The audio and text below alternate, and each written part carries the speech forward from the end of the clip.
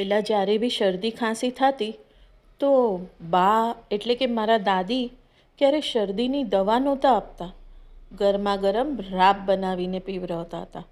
તો ચલો આજે રાબની રેસિપી બનાવીએ. હું પણ પહેલી વાર જ ટ્રાય કરું છું, તો જોઈએ કેવી બને છે.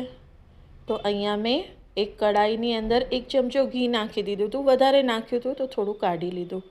અને 2 મોટા ચમચા ભરીને મેં બાજરાનો લોટ નાખ્યો હતો, કારણ કે બાજરાના લોટની રાબ કરશું આજે આપણે. એમ તો આપણે ઘઉંના લોટની બી રાબ કરી શકીએ છીએ, સિંગોડાના લોટની પણ કરે છે ઘણા જણ. તો શેકશું જ્યાર સુધી આવી રીતે એનો કલર ચેન્જ ન થઈ જાય.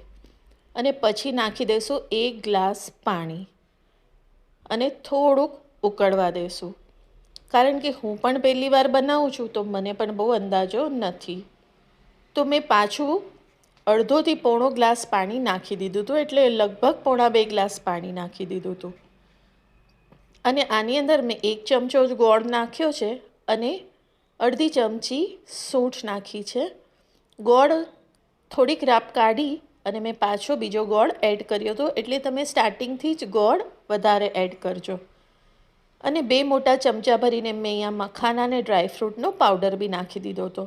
હવે આ બધાને રાબ થોડી ઘાટી થાય ત્યાર સુધી આપણે ઉકાળશું.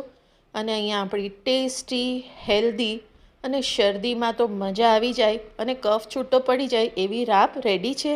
રેસિપી પસંદ આવી હોય તો લાઈક અને શેર કરજો. મારી ચેનલને સબસ્ક્રાઈબ ન કર્યું હોય તો જરૂરથી કરજો. મારી ચેનલ પર બહુ બધી રેસિપી છે, તો આપ જરૂરથી જોજો. આભાર.